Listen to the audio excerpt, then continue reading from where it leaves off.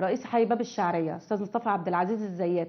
كنا استضفناه الحلقه اللي فاتت معانا، والمقصود من استضافه اي ضيف او اي حوار بنقوله لاي موضوع ان احنا عايزين قبل ما نقول المشاكل بنحاول كبرنامج ان احنا نجيب الحلول معانا. والمهندس مصطفى مشكور جدا جدا ان هو كان معانا على الهواء، والاستاذ مجدي اتصل واشتكى له في المنطقه اللي هي فيها كان فيها حاجات. فمشكور الاستاذ المهندس مصطفى ان هو تاني يوم على طول راح وشاف ايه الموضوع مع الاستاذ مجدي، وعشان يعرف ايه المشكله ويحاول يحلها له.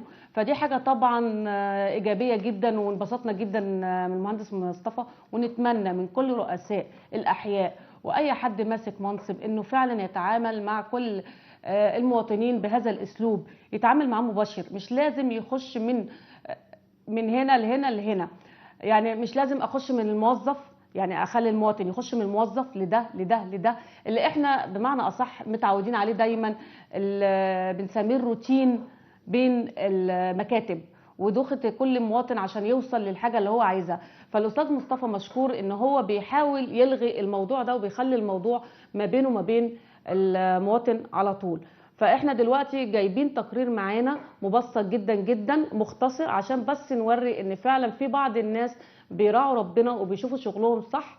وعايزين برضو نقول للناس كلها ان لما يلاقي اي شخص ايا كان في وظيفته شايف شغله شايف كل حاجه، بلاش تضغط عليه كمواطن. يعني مثلا في الزباله في اي حاجه بينظفوها بيعملوها، كمواطن لازم تساعد، لان احنا الحكومه النهارده مش هقول ضعيفه، انما امكانيات اقتصاد ما فيش، مش عارف. فانت عايز تخلي الدنيا نظيفه، عايز كل حاجه تبقى كويسه، لازم انت نفسك تساعد لو قدرت بالماديه ماشي، ما قدرتش على الاقل لما تلاقي حاجه اتعملت صح بلاش انت ترجعها تاني للغلط بتاعها. وخلينا نشوف تقرير النهارده معاكم، تقرير للمهندس مصطفى عبد الزيات، اسفه، مصطفى عبد العزيز الزيات.